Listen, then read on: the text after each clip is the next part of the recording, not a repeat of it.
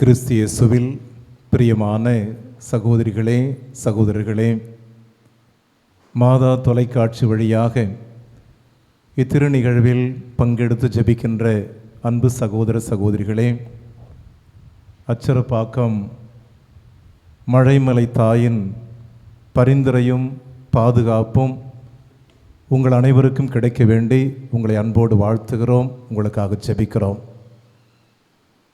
April May மாதம் என்று சொன்னால்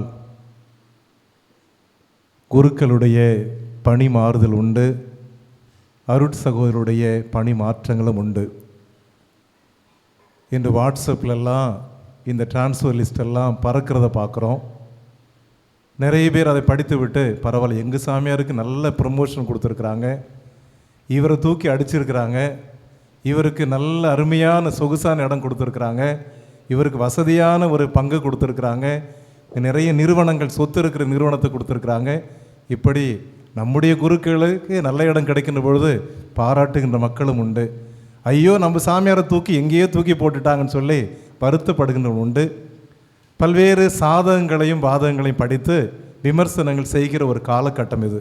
இதெல்லாம் 10-20 ஆண்டுகளுக்கு முன்பாக இப்படியெல்லாம் கிடையாது. இன்று ஊடகங்கள் வழியாக பல்வேறு செய்திகள் பரப்புரை செய்யப்படுகின்ற பொழுது இதெல்லாம் இன்று சர்வசாதாரணமாக இருக்கிறது. இந்த லிஸ்டெல்லாம் எடுத்து இவர்களாம் இந்த குருக்கள், இவர்கள் அந்த குருக்கள், இவர்களுக்கு இங்கே கிடைத்திருக்கிறது, அவர்களுக்கு இங்கே கிடைத்திருக்கிறது, இவர்கள் புறக்கணிக்கப்பட்டிருக்கிறார்கள், இவர்கள் ஒதுக்கப்பட்டிருக்கிறார்கள், இப்படியெல்லாம் நாம் விலாவாரியாக பேசுகிற ஒரு காலமாக இருக்கிறது. பல்வேறு மறை மாநிலங்களுடைய பேராயர்களுக்கும் ஆயர்களுக்கும் அல்லது சபை தலைவிகளுக்கும் தலைவர்களுக்கும் மிகவும் கஷ்டமான ஒரு காலம் இது. காரணம், இவர்களுக்கு இந்த பொறுப்பையும் இந்த பதவியையும் இந்த இடத்தையும் இந்த நிறுவனத்தையும் கொடுத்தால் நாம் சந்தோஷமாக இருக்கலாம், இந்த ஆயர் நிலையில் அல்லது பேராயர் நிலையில் இந்த மறைமாட நிர்வகிக்கலாம், இல்லை என்றால் நமக்கு கஷ்டமான காலமாக இருக்கும் என்ற ஒரு சூழல் இருக்கிற ஒரு நிலையில் ஆண்டவர் கொடுக்க நற்செய்தி நாம் உற்று பார்ப்போம். 2002 என்னுடைய முன்னாள் பேராயர் ஒரு 7 குருக்களை ஒரு பணியிடத்திற்கு கேட்டுவிட்டு கடைசியாக என்னிடம் வந்தார். 7 பேரை கேட்டு பார்த்துட்டேன், யாரும் போக மாட்டான்னு சொல்கிறாங்க, நீயாவது எனக்காக போகணும், அந்த இடத்த காப்பாற்றணும், மக்களை காப்பாற்றணும், அந்த சூழ்நிலையை மாற்றணும், நீ தான் போகணும். நான் 94 சாமியாரான 2002 என்றால் எவ்வளவு குறுகிய காலம், இளைய குரு. என்னை வற்புறுத்தி என்னுடைய பேராயர் தந்தை அவர்கள் ஒரு இடத்திற்கு அனுப்புகின்ற பொழுது எல்லா இடங்களிலும் எல்லா விதமான பிரச்சனைகளும் சங்கடங்களும் இருந்தது. அங்கு காவல்துறை புகார்கள் இருந்தது, நீதிமன்றங்கள் வழக்கு இருந்தது, மக்கள் ஜாதி அடிப்படையில் பிரிக்கப்பட்டிருந்தார்கள், உயர்நிலைப் பள்ளியில் பிரச்சனை இருந்தது, எனக்கு முன்னால் இருந்த குருவாலும் பிரச்சனை இருந்தது. எல்லா பிரச்சனையும் தெரிந்து வைத்து கொண்டு அந்த பணி பொறுப்பை நான் ஏற்று அந்த இடத்தில் பணியாற்ற ஆரம்பிக்கின்ற பொழுது ஒவ்வொரு நாளும் பாடுகளும் வேதனைகளும் துன்பங்களும் விமர்சனங்களும் கஷ்டங்களும் கொத்து கொத்தாக கொடுத்து கொண்டே இருந்தார்கள். ஒரு பிரசங்கம் வச்சா கூட திடீர்னு எங்களை பார்த்து தான் சாமியார் வச்சாருன்னு சொல்லுவாங்க, எங்களை வச்சு தான் பிரசங்கம் வச்சாருன்னு சொல்லுவாங்க. அப்படி நான் சொன்னேன், இதில் இருக்கிறதா பைபிள் இருக்கிறதா பேசுகிறேன், இதைத்தான் கடவுள் சொல்லியிருக்கான்னு சொல்லி பார்த்தேன். ஆனால் ஏறக்குறைய ஓராண்டு காலம் தொடர் பிரச்சனை இருந்து கொண்டே இருந்தது. அதற்கு பல்வேறு காரணங்கள் உண்டு. எனக்கு தெரிந்துதான் நான் அனுப்பப்பட்டேன். என்னுடைய பேராயர் தெரிந்து வைத்து கொண்டு இவன் அனுப்பினா பரவாயில்ல, சமாளிப்பான், சாதிப்பான் என்று அனுப்பினார். ஆனால் சொல்ல முடியாத வேதனைகள். அவர் எனக்கு அழகான ஒரு கடிதம் எழுதுகின்ற பொழுது, இறுதி ஆண்டவரிடம் எல்லாவற்றையும் ஒப்படைத்து விடு, அவர் பார்த்து கொள்வார், அவரிடம்தான் தீர்வு இருக்கிறது, அவரிடம்தான் முடிவு இருக்கிறது, எந்த பிரச்சனையாக இருந்தாலும் அவரிடம் கொடுத்து விடு என்று சொல்லி கொடுத்தார் எனக்கு கடிதம் மூலமாக. அப்படி நான் இடைக்காட்டூர் இறுதி ஆண்டவருடைய கோயிலுக்கு அந்த ஓராண்டு கழித்து அங்கே சென்ற பொழுது தனியாக, அப்போ யாரும் மக்களெல்லாம் அதிகமாக இல்லை, தனியாக இறுதி ஆண்டவருடைய உற்று பார்த்து, என்னை இந்த பணி தளத்திற்கு என்னுடைய பேராயர் அனுப்பியிருக்கிறார், ஆனால் எல்லா பக்கங்களிலிருந்து நெருக்கடிகளும் பிரச்சனைகளும் வேதனைகளும் வந்து கொண்டே இருக்கிறது, இதற்கு முடிவே இருக்காதா, இப்படித்தான் இருக்க வேண்டுமா குருத்துவ வாழ்க்கை என்று அவரிடம் நான் பேசுகின்ற பொழுது ஜெபிக்கின்ற பொழுது இறுதி ஆண்டவர் கொடுத்த அழகான ஒரு தீர்வு, நான் எந்த தவறையும் செய்யவில்லை, நான் எந்த குற்றமும் புரியவில்லை, நான் தூய்மையானவர், நான் புனிதமான கடவுள், நான் இறைமகன், நான் மெசியா, ஆனால் எனக்கு ஏன் இந்த பாடுகள், எனக்கு ஏன் இந்த மரணம், எனக்கு ஏன் இந்த சிலுவை, எனக்கேன் இந்த அவமானம், எனக்கேன் இந்த புறக்கணிப்பு? நான் அனுபவித்தேன் என்று சொன்னால், நீ என்னை பின்பற்ற விரும்பினால் நிச்சயமாக நீ இதை அனுபவித்தே ஆகும்னு சொல்லி கொடுத்தார். நான் எந்த தவறும் செய்யவில்லை, ஆனால் தண்டனை அனுபவித்து சிலுவையில் தொங்கிக் கொண்டிருக்கேன்னு சொன்னால், என்னுடைய குருவாக இருக்கிற நீயும் இதையே அனுபவிக்க வேண்டும். அந்த துன்பங்களின் வழியாக உன்னுடைய மக்களுக்கு மீட்பை கொண்டு வர வேண்டும் சொல்லி கொடுத்தார். 2003 ஏறக்குறைய 20 ஆண்டுகள் அந்த இறுதி ஆண்டவருடைய வார்த்தையில் நான் பெற்றுக்கொண்ட சக்தியில் தான் இந்த குருத்துவத்தை நான் வாழ்ந்து கொண்டிருக்கிறேன். இந்த குருத்துவத்தின் வழியாக கடவுளை மகிமைப்படுத்திக் கொண்டிருக்கிறேன்.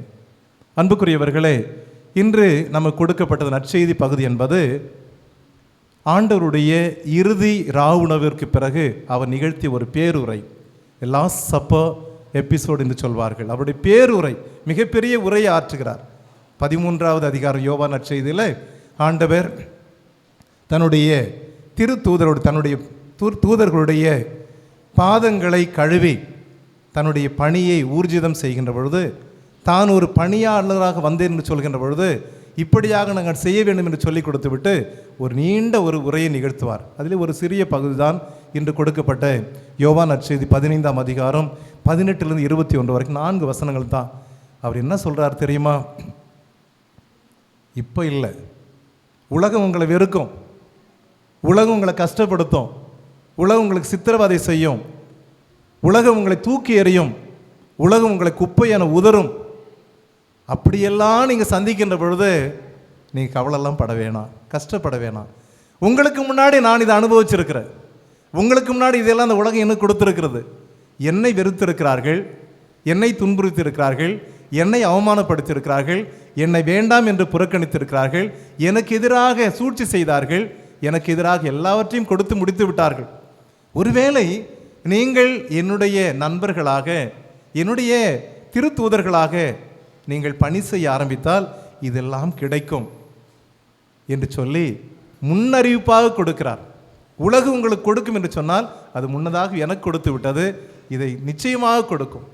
காரணம், அவர்கள் கடவுளை பற்றியும் கடவுளுடைய திட்டத்தை பற்றியும் அறியாதவர்களாக இருக்கிறார்கள். கடவுள் என்று சொன்னால் யார்? கடவுள் திட்டம் என்பது சொகுசான ஒரு வாழ்க்கை அல்ல, எல்லாவற்றையும் அனுபவிக்கிற வாழ்க்கை அல்ல. துன்பத்தின் வழியாக மீட்பையும் மீட்பு திட்டத்தை நிறைவேற்றுகின்ற கருவிகளாக நீங்கள் மாற வேண்டும் என்பதுதான் கடவுள் விருப்பம். இந்த மெஸ்ஸியாவாக என்னை அனுப்பினார், இறைமகனாக என்னை இறைத்தந்தை அனுப்பினார் என்று சொன்னால் பாடுகள் இல்லாத ஒரு வாழ்க்கை அல்ல, துன்பம் இல்லாத ஒரு வாழ்க்கை அல்ல, சிலுவை இல்லாத ஒரு வாழ்க்கை அல்ல, சுகபோகமான ஒரு வாழ்க்கை அல்ல. இந்த துன்பத்தின் வழியாக, சிலுவையின் வழியாக நான் உங்களுக்கு மீட்பை கொண்டு வர வேண்டும், நான் உங்களுக்கு விடுதலை தர வேண்டும், உங்களை பாவங்களுக்கு கழுவாயாக உருவாக வேண்டும் என்று சொல்லி என்னை அனுப்பிய இறைத்தந்தைத்தான் உங்களை அனுப்புகிறார். அப்படி நீங்கள் பாடுகளையும் வேதனையும் புறக்கணிப்புகளையும் எல்லாவற்றையும் அனுபவிக்கின்ற பொழுது நீங்கள் தனியாக இல்லை, நான் உங்களோடு இருக்கிறேன், என்னுடைய தந்தை உங்களோடு இருக்கிறார். ஒவ்வொரு துன்பமும், ஒவ்வொரு நெருக்கடியும், ஒவ்வொரு பாடுகளும் அதற்கு மீட்பின் அடையாளமாக இருக்கும், மீட்பின் மதிப்பீடாக மாறும். உங்கள் வழியாக மீட்பு திட்டம் தொடர்வதற்கு நீங்கள் கருவிகளாக பயன்படுத்தப்படுவீர்கள் என்று சொல்லி ஒரு முன்னறிவிப்பாகத்தான் இந்த செய்தியை கொடுக்கிறார்.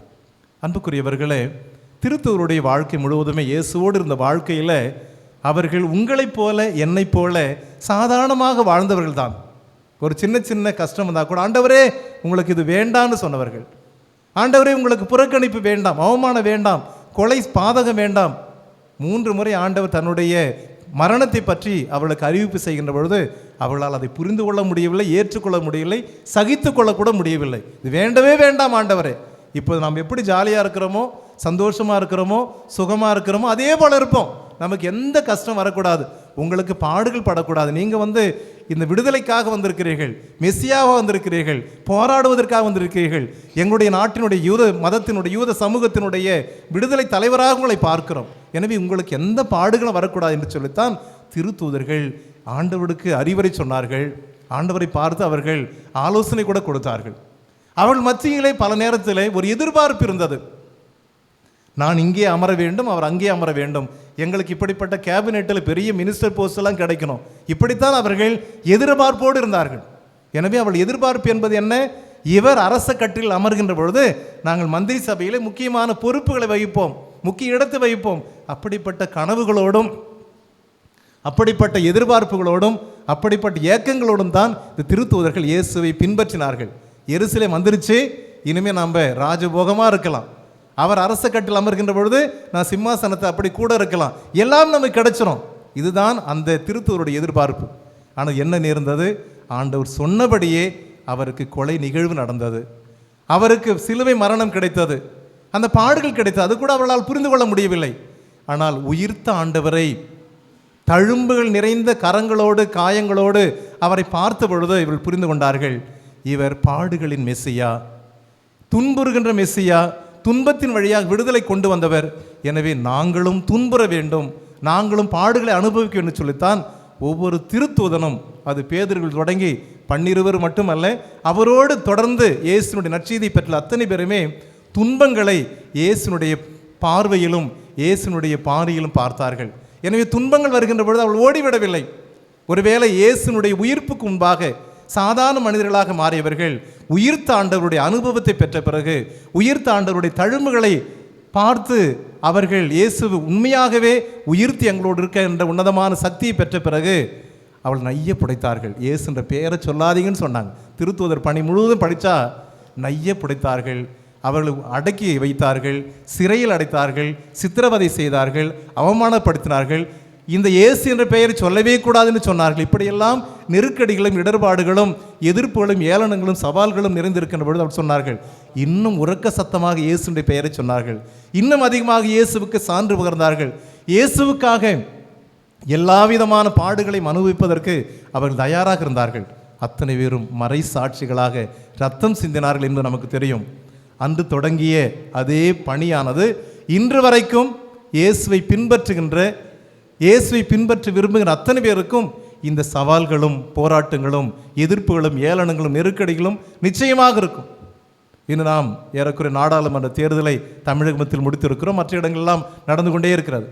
ஒவ்வொரு கட்சியும் பல்வேறு பெரிய அறிக்கையை கொடுத்திருக்கிறார்கள். நாங்கள் வந்தால் இதை சாதிப்போம், நாங்கள் வந்தால் இதை கொடுப்போம், நாங்கள் வந்தால் தலைகீழாக மாற்றும் தான் சொல்லியிருக்கிறார்கள்.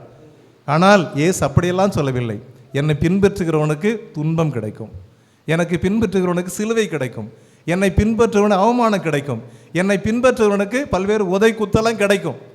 ஆனால் இது அத்தனைக்கும் ஒரு மரியாதை உண்டு, மதிப்பு உண்டு, மாண்பு உண்டு. மீட்புக்கான திட்டத்திற்கு நீங்கள் கருவிகளாக உருமாற்றப்படுவீர்கள் என்பதுதான் கடவுள் கொடுக்கிற அற்புதமான செய்தி. என உயிர்த்த ஆண்டவருடைய மகனாக மகளாக நாம் வாழ்கின்ற பொழுது, அவரை பின்பற்றுகின்ற பொழுது, நற்செய்தி மதிப்பீடுகளை கடைபிடிக்கின்ற பொழுது, இயேசுனுடைய பிள்ளைகளாக நம்முடைய கிறிஸ்தவ பாரம்பரியங்கள் எல்லாம் கடைபிடிக்கின்ற பொழுது பல்வேறு தாக்குதல்கள் வரலாம், பல்வேறு சித்திரங்கள் வரலாம், பல்வேறு விமர்சனங்கள் வரலாம், பல்வேறு கஷ்டங்கள் வரலாம். இதையெல்லாம் இயேசுவோடு சேர்ந்து நாம் ஏற்றுக்கொள்கின்ற பொழுது, புரிந்து கொள்கின்ற பொழுது, அனுபவிக்கின்ற பொழுது நிச்சயமாக இயேசு தொடங்கிய இறையரசு பயணம், இறையரசு திட்டம் இன்றும் உங்கள் வழியாக என் வழியாக நீடித்து நடந்து கொண்டே இருக்கும். அப்படித்தான் துன்பங்களை ஏற்றுக்கொள்வோம், பாடுகளை அனுபவிப்போம், நோய்களை சுமப்போம். நிச்சயமாக எல்லாவற்றிற்கும் மருந்திடுகின்ற ஆண்டவர் நம் மத்தியிலிருந்து நம்மை வாழ வைப்பார். ஆமென்.